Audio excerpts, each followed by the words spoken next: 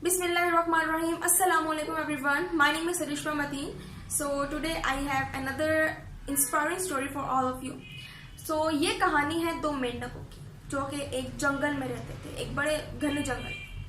दोनों के अंदर बड़ी गहरी दोस्ती थी और दोनों एक दूसरे को एक भाई की तरह ट्रीट करते थे। एक मेंढक जो था दूसरे के मुकाबले में काफी दुबला था। दोनों में दोस्ती बड़ी अच्छी थी और दोनों को एडवेंचर बहुत पसंद था। वो हमेशा किसी न किसी एडवेंचर की तलाश में रहते हैं, कोई हमारी लाइफ में एडवेंचर आए।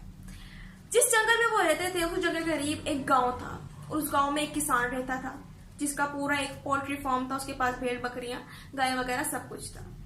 एक दिन वो एडवेंचर ढूंढते हुए एडवेंचर की तलाश में यूं ही घूमते फिराते उस गांव के करीब पहुंचे तो उनकी नजर उस गांव में रहने वाले किसान पे पड़ी। उसने गौर से देखा कि वो किसान एक बहुत बड़ा टब लेकर आया है और उसने वो बाहर रख दिया। अब उन दोनों को एडवेंचर तो इतना पसंद था कि उन्होंने कहा कि यार चलो देखते हैं जाकर कि उस टब के अंदर आखिर है क्या चीज। वो उछलते उछलते उस टब के पास पहुंचे। अब उन्होंने जंप करना शुरू किया ताकि वो देख सके कि उस टब के अंदर है क्या, लेकिन वो सही से देख नहीं पा रहे थे कि उसके अंदर आखिर है क्या चीज, अंदाजा नहीं लगा पा रहे थे। अब उनके अंदर जो जस्तजू थी वो और बढ़ रही थी। उन्होंने फैसला किया कि अब इसके अंदर हम जंप करते हैं और फिर पता चलेगा हमें कि इसके अंदर आखिर है क्या चीज।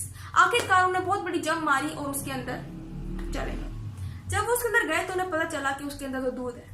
अब दोनों ने स्विम करना शुरू कर दिया, पैडलिंग करना शुरू कर दी, क्योंकि वो अगर पैडलिंग नहीं करते तो वो डूब जाते।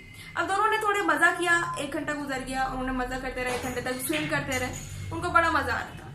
लेकिन जब उनका दिल भर गया, उन्होंने बाहर निकलने की सोची तो वो बाहर नहीं निकल पा रहे थे क्योंकि जगह बहुत ही ज्यादा स्लिपरी थी। अब दोनों काफी डर गए कि अब क्या किया जाए, हम तो डूब जाएंगे, हम क्या करेंगे।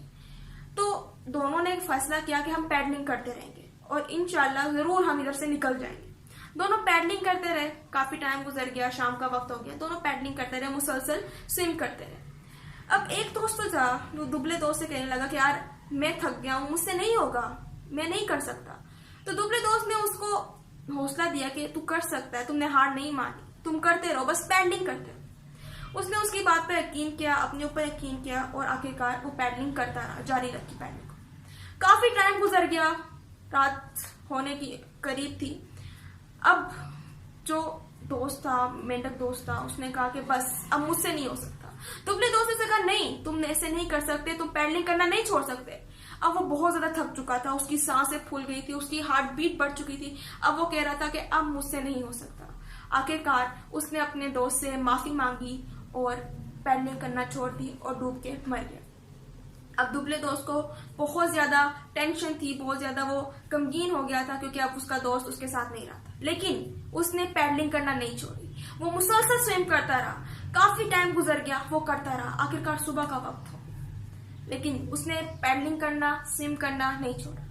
अब इतने टाइम तक स्विम करने के बाद, पैडलिंग करने के बाद वो दूध मक्खन में तब्दील हो गया और इस तरह से वो आसानी से उस टब के बाहर निकल गया और अपने जंगल में पहुंच गया।